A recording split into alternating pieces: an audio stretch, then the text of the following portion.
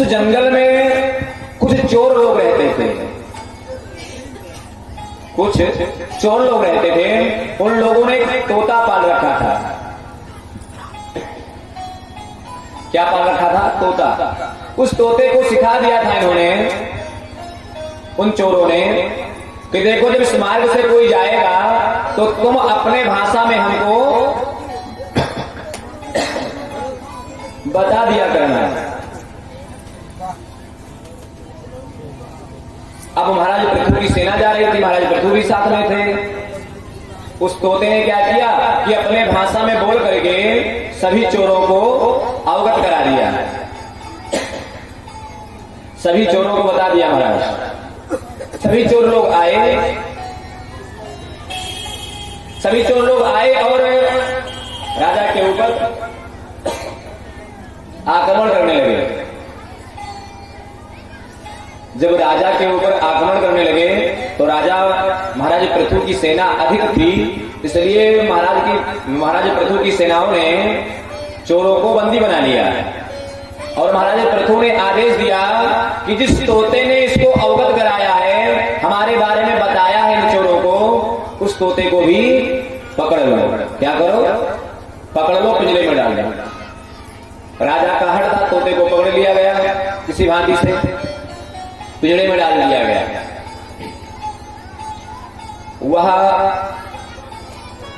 वहां से महाराज पृथु जी चल देते हैं संत भगवान के दर्शन के लिए। संत भगवान के कुटिया में पहुंचे। संत भगवान स्नान करने के लिए गए हुए थे और संत भगवान ने भी एक तोता पाल रखा था। क्या पाल रखा था? तोता। जैसे महाराज पृथु की सेना पहुंचती है, महाराज पृथु पहुंचते हैं तो तोता कहता है, राम राम जी, आइए, आपका स्वागत है, राधे कृष्ण राधे कृष्ण। महाराज पृथु जी बड़े प्रफुल्लित हुए कि बताओ कितना अच्छा तोता है, कितना सुंदर इसका स्वभाव है। पृथु जी ने तुरंत कहा, इस तोते को फल दिया जाए खाने के लिए। तुरंत तोते के सामने फल रखा गया। तोते ने कहा, मैं फल नहीं खाऊंगा। कहा फिर? तो तोते ने कहा कि पहले आप यह बताओ कि आप पिंजरे में किसको बांध करके लाए हैं? महाराज पृथु ने कहा, ये चोरों का साथी है, यह भी तोता ही है, लेकिन ये चोरों का साथी है या अधर्मी है, इसलिए मैंने इसको पिंजरे में बांध लिया है, इसको जाकर के मैं प्राणदंड दूंगा। तो तोते ने कहा कि हे पृथु जी महाराज, आप ऐसा कदापि भी मत कीजिएगा। कहा क्यों? तो तोते ने कहा कि अहम मुनीनाम वचनम शृणोमि, मैं मुनियों के, संत महात्माओं के वाक्यों को, शब्दों को सुनता हूं। क्या करता हूं? सुनता हूं।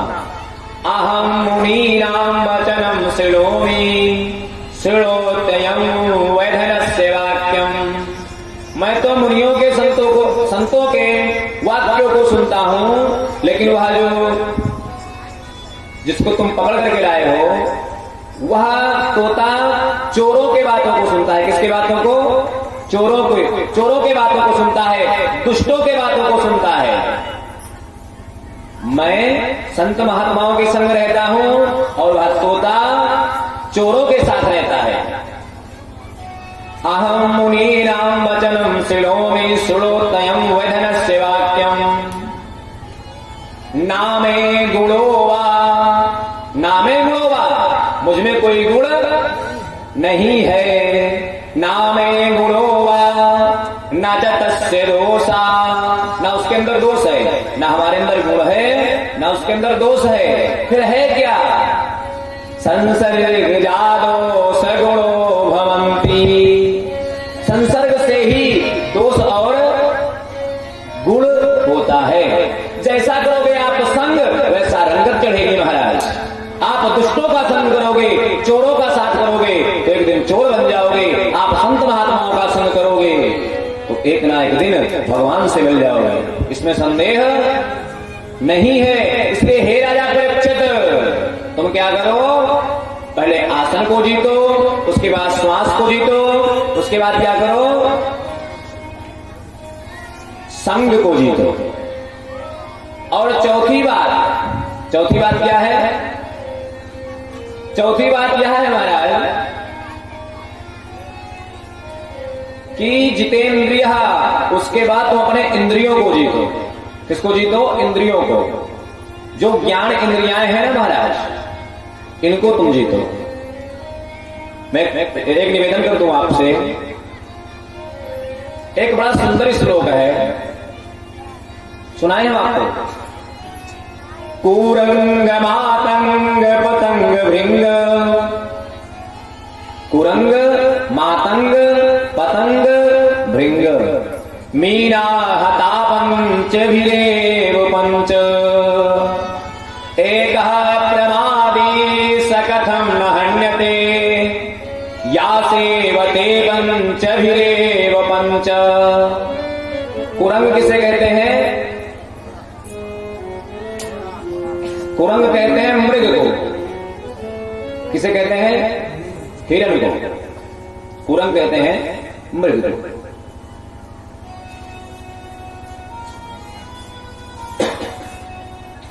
मृग के अंदर केवल एक दोष है, हिरण के अंदर केवल एक दोष है। क्या? एक दोष यह है, हिरण के अंदर एक दोष यह है कि वह सुंदर बंसी की आवाज को सुनता है। बहेलिया जंगल में जाता है और बंसी का वादन करता है, मीठी मीठी आवाजों को निकालता है, और हिरण उस आवाज से मुग्ध होकर के उस बंसी के धुन को सुन करके कहाँ आता है? बहेलिया के पास, और बंसी के आवाज को सुन करके अपने देहाभ्यास को भूल जाता है। जैसे वह बहेलिया देखता है कि यह हिरण हमारे बंसी के आवाज को सुन करके मुग्ध हो गया है, वह तुरंत हिरण का शिकार कर लेता है। क्या कर लेता है? शिकार। केवल एक दोष है हिरण के अंदर, क्या? कि सुंदर ध्वनि चाहिए, एक दोष। कुरंग मातंग, मातंग किसे कहते हैं? हाथी को। किसे कहते हैं? हाथी को। मातंग को क्या चाहिए? मातंग को चाहिए महाराज स्पर्श। क्या चाहिए? स्पर्श।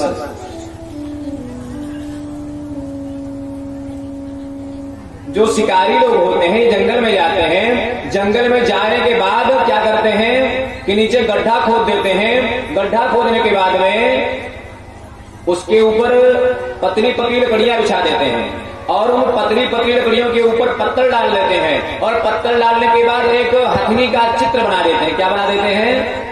हथनी का चित्र उस गड्ढे के ऊपर, और हाथी दूर से आता है, हथनी के चित्र को देखता है, हथनी के पुतले को देखता है, और वह स्पर्श करने के चक्कर में कहा जाता है उस चित्र के पास। जैसे पहुंचता है उस चित्र के पास, नीचे गड्ढा होता है और गिर जाता है। हाथी के अंदर भी एक ही दोष है, क्या? कि उसे स्पर्श चाहिए। क्या चाहिए? स्पर्श। एक दोष के कारण हाथी गड्ढे में गिर जाता है, और शिकारी लोग उसको क्या बना लेते हैं? बंदी बना लेते हैं, और लाते हैं कहां डाल देते हैं? चिड़ियाघर में डाल देते हैं कि नहीं? तो हाथी के अंदर केवल एक दोष है, क्या? स्पर्श चाहिए उसे।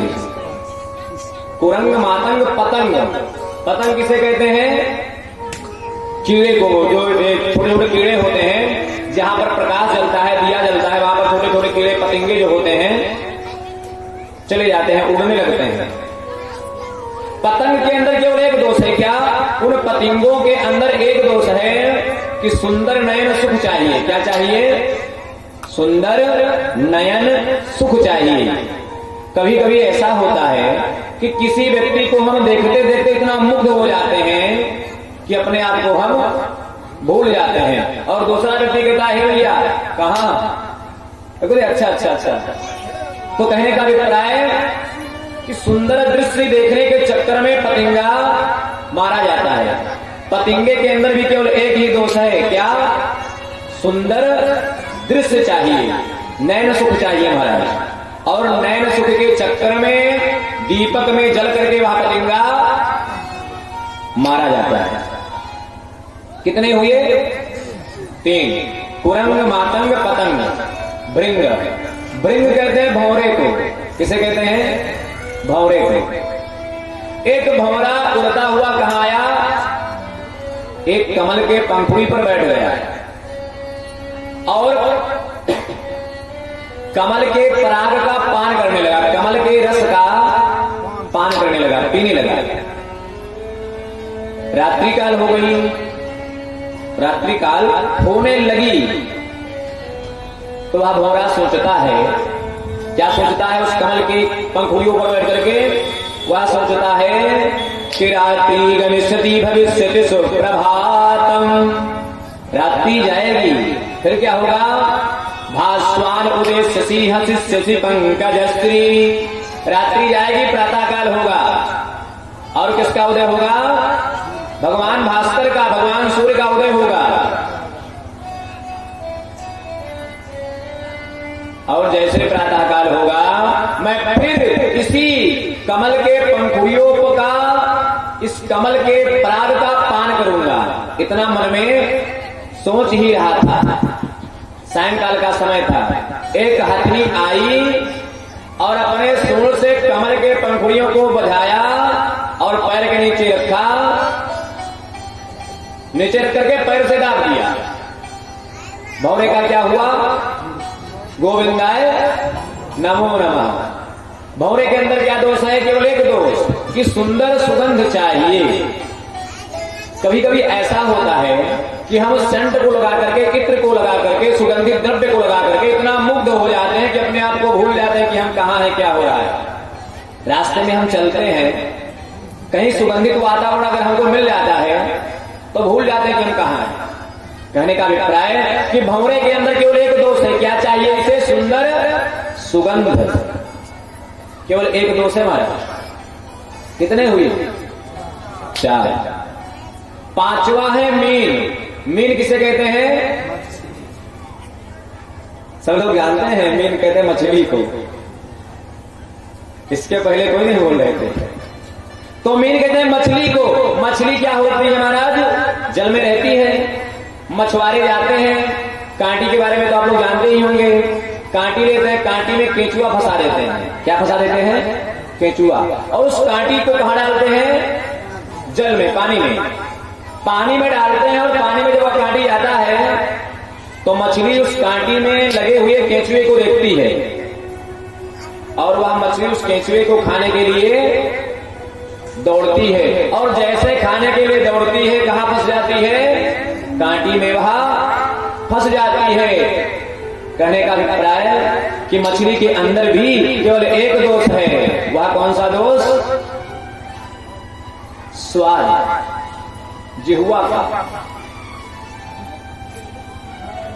मछली के अंदर एक दोष है, केवल स्वाद का। और स्वाद के चक्कर में कौन मारी जाती है? मछली। मारी जाती है कि नहीं मारी जाती? मारी जाती। तो इन 5 जीवों के अंदर कुरंग, मातंग, पतंग, भृंग, मीन, इन 5 के अंदर केवल एक एक दोष है। कितने दोष हैं? एक एक। और ये 5 केवल एक एक दोष के कारण मारे जाते हैं। एका प्रमादी सकत हम न हटने थे। एक का प्रमाद करने वाला कैसे नहीं मारा जा सकता? महाराज, जो लोग एक एक का, जो जीव एक एक दोष का उपभोग करते हैं वो मारे जाते हैं। और जो 5 का उपभोग करता हो उसका क्या होगा? जो व्यक्ति 5 का उपयोग करता हो, सुगंध भी चाहता हो, सुंदर नयन सुख भी चाहता हो, स्वाद भी चाहता हो, स्पर्श भी चाहता हो, सुंदर ध्वनि भी चाहता हो, उसका क्या होगा? मारा जाएगा कि नहीं मारा जाएगा? तो इसलिए उस जीव को चाहिए, उस व्यक्ति को चाहिए कि क्या करे, भगवान का भजन करे और अपने इंद्रियों को जीते। सुखदेव जी कहते हैं, हे राजा परीक्षित, तुम संग के साथ साथ अपने इंद्रियों को जीतो।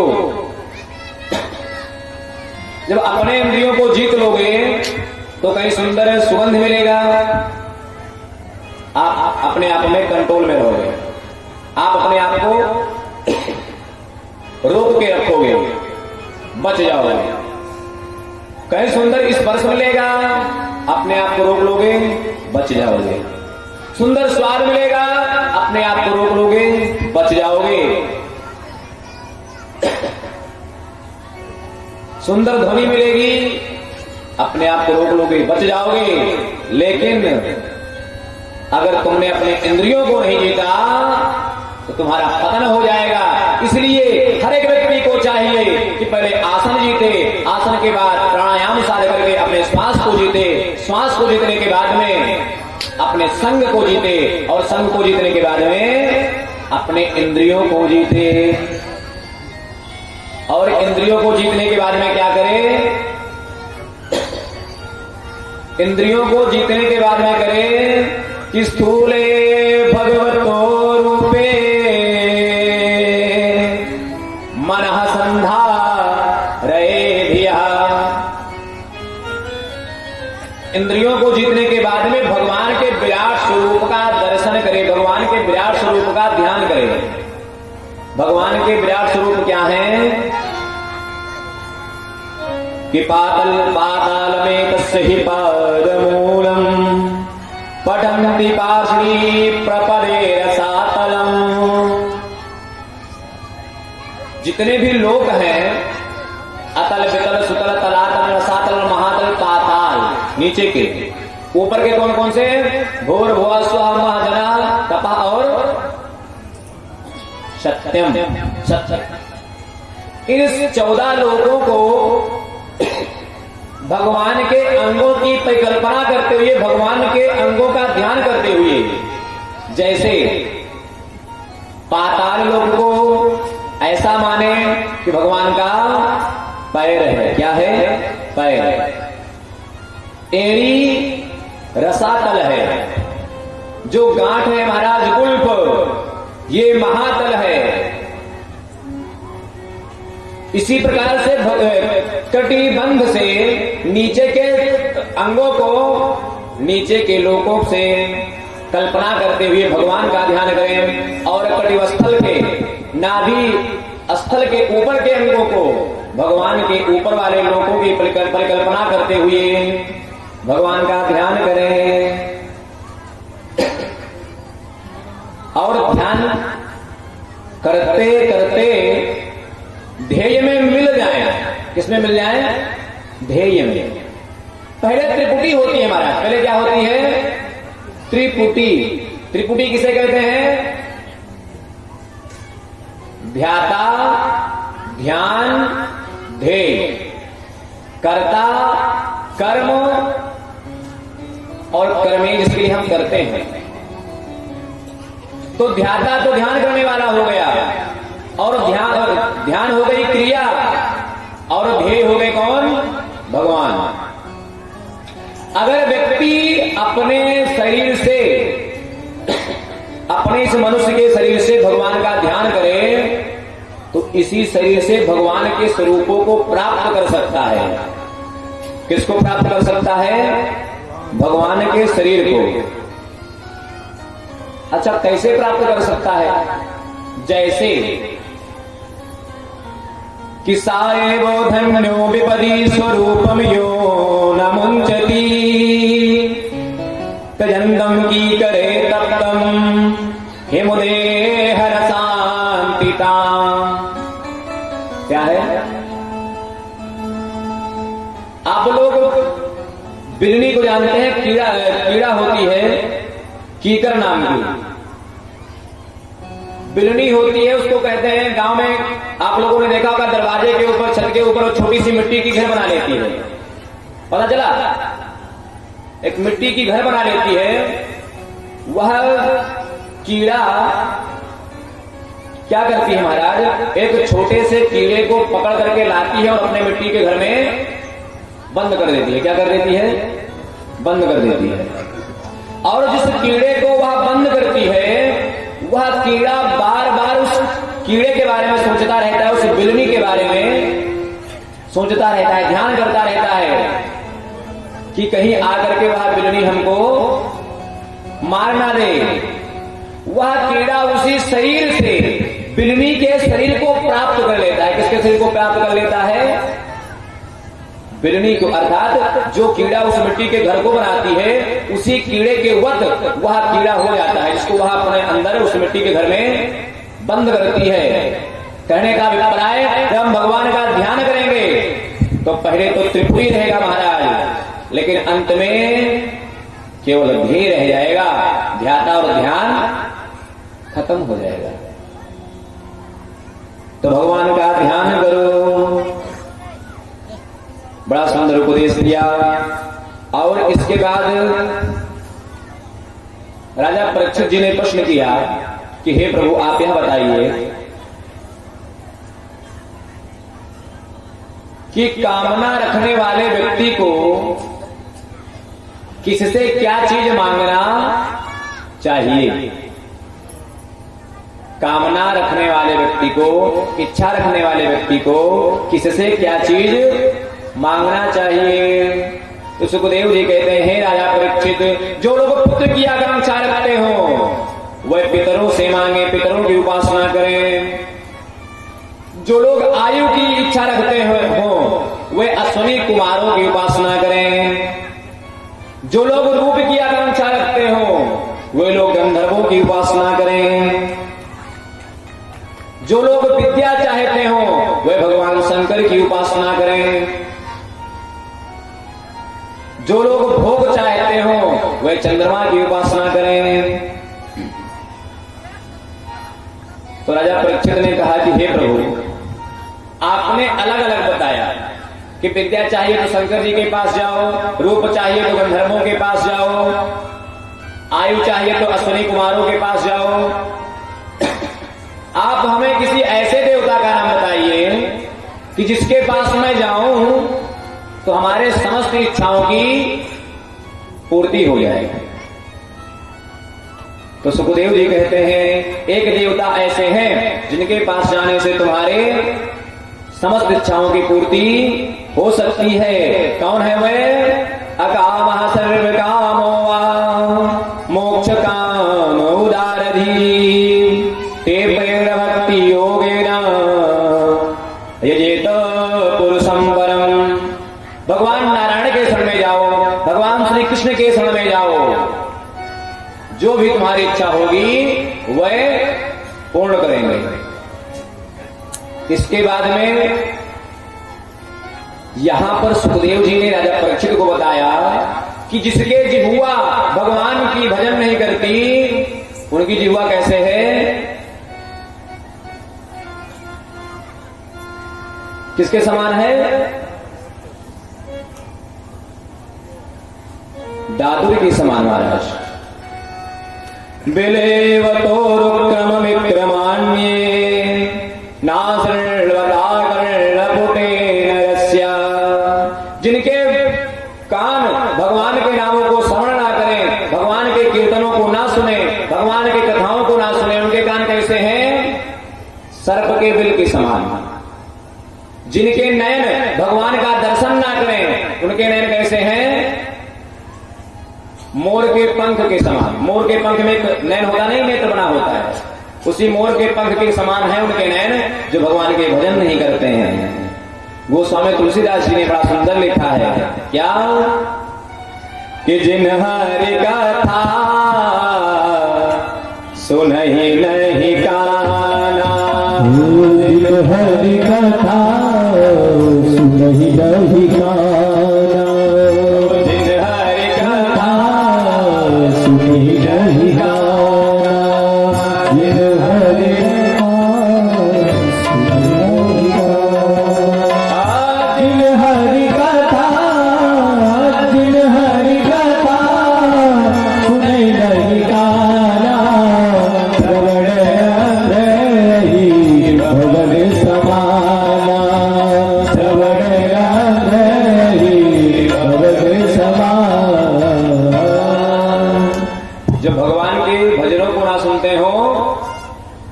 कान कैसे हैं? अहि भवन, अहि कहते हैं सर्प को, और भवन कहते हैं घर को। सर्प का घर कहाँ होता है? बिल। देखें कि नहीं, सब लोग मिट्टी के बिल में रहते हैं पृथ्वी में। तो जो भगवान के कथाओं को ना सुने उनके कान कैसे हैं? कान के सर्प के बिल के समान। और जो लोग भगवान के दर्शन को ना करें उनके नेत्र कैसे हैं? कि नयन ही संत दर्श नहीं देखा, नयन ही संत दर्श नहीं देखा, नयन ही संत दर्श नहीं देखा, नयन ही संत दर्श नहीं देखा, नयन ही संत नयन ही संत दर्श नहीं देखा, लोचन मोर बंद कर देखा लोचन मोर बंद कर देखा। जो भगवान के दर्शन को ना करें उनके नेत्र कैसे हैं? मोर के पंख के समान। इसलिए हे राजन, हर एक व्यक्ति को चाहिए कि भगवान का ध्यान करे, भगवान का भजन करे। इसके बाद सुखदेव जी ने मंगलाचरण किया है। क्या किया है? मंगलाचरण। सुखदेव जी जैसे आए, राजा परीक्षित जी ने प्रश्न कर दिया। परीक्षित जी के प्रश्नों का उत्तर सुखदेव जी देने लगे। और जब ध्यान आया कि अभी हमने मंगलाचरण नहीं किया है, तब सुखदेव जी ने मंगलाचरण किया कि तपस्विनो दान परायतस्विनो मंत्रस्विनो मंत्रविदः सुमंगला। भगवान का ध्यान किया। महाराज कहते हैं कि भगवान का ध्यान कर लेने मात्र से, भगवान का स्मरण कर लेने मात्र से श्राप की गति रुक जाती है। इसमें संदेह नहीं है। सुखदेव जी कहते हैं कि हे राजा परीक्षित, मैं तो केवल भगवान के कथाओं को सुनकर